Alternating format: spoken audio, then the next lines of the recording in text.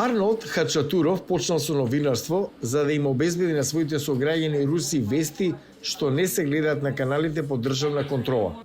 Потоа Русија ја нападна Украина и воведе нови медиумски ограничувања што ја нарушиле кариерата на новинарот од Москва.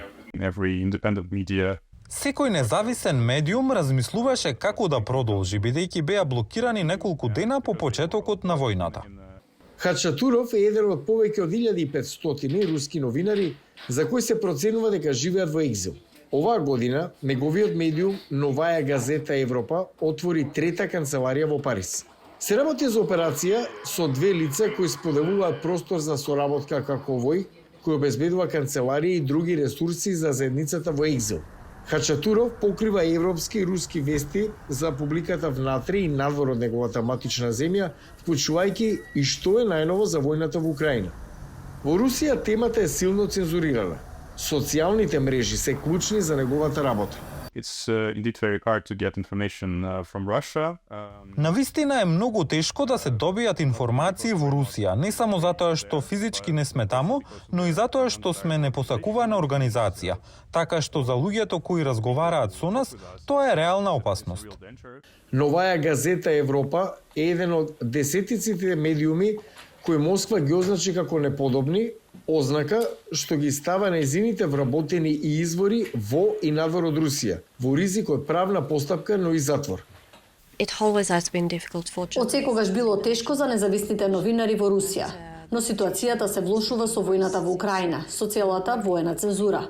Може да ве стават во затвор, зашто било. За да им помогне на прогонетите руски независни новинари да ги емитуваат своите извештаи, Репортери без граници ја лансираше Свобода, пакет кој вклучува Новаја газета Европа и други канали за вести. Поддржан од Европската унија, има за цел да стигне до неколку милиони домаќинства во Русија. Телевизијата може да биде моćна алатка за рускиот народ да го промени своето мислење за војната, да ги има фактите, вистинските факти, наместо пропагандата. Руската новинарка и аналитичарка Галија Акерман вели дека во советско време било уште потешко да се пристапи до независни вести. Живеејќи во Москва пред неколку децении, таа и нејзиниот сопруг слушнале странско радио доцна во ноќта кога имало помало блокирање. Моите родители никогаш не дојдоа да слушаат со нас. Не им беше грижа, затоа што за нив беше поедноставно да не знаат. Тоа е една од причините зошто таа е скептична дека новата операција ќе направи голема разлика во Русија. Поголемиот дел од населението се плашам не сака да знае, бидејќи е неподносливо да се знае. Затоа што Русија прави големо континуирано злосторство. Злосторство против Украина, но злосторство и против сопствениот народ. Хачатуров е оптимист дека демократијата и слободното изразување еден ден ќе дојдат во Русија.